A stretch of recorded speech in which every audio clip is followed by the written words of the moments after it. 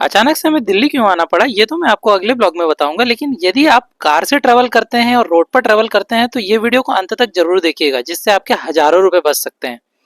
तो हम निकल गए थे दिल्ली के लिए और हमने सीएनजी की टैंक करा ली थी फुल, और हम जयपुर दिल्ली एक्सप्रेसवे से निकल चुके थे दिल्ली के लिए। और मैं आपको बता दूं पहला हैक कि यदि आप टोल्स यदि यूज करते हो तो एनएचएआई ने एक नया रूल लाया है, जिसमें सिर्फ और सिर्फ 3,000 रुपए में आप पूरे के पूरे 200 टोल्स क्रॉस कर सकते हो। तो अमूमन कॉस्ट आती है सिर्फ 15 रुपए। आज की डेट में यदि टोल की बात करें तो नॉर्मल टोल 50 रुपए से कम कहीं नहीं है, लेकिन यदि आप ये पास ले लेते हो तो आपको हर टोल सिर्फ 15 रुपए में पड़ने वाला है। एनएचएआई ने लेन चेंज करने पर बहुत बड़े जुर्माना भी लगाना शुरू कर दिया है। यदि हम देखें तो 3 लेन हमें दिखती है, जिसमें जो सेंटर लेन होती है जो हमारी गाड़ियों के लिए होती है, और लेफ्ट वाली जो लेन होती है बड़े व्हीकल्स के लिए होती है, ट्रक वगैरह के लिए, और जो राइट हैंड साइड वाली होती है ये ओवरटेकिंग के लिए होती है।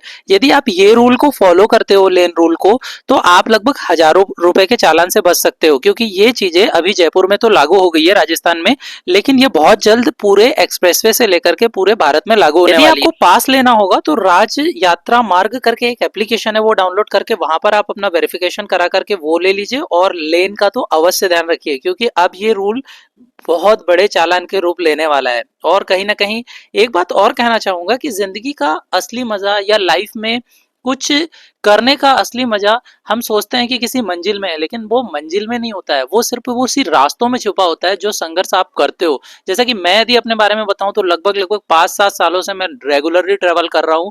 भारत ही नहीं, शायद भारत के हर कोने में तो मैं घूम ही चुका हूं, और वर्ल्ड वाइड भी मैंने बहुत ट्रेवल किया।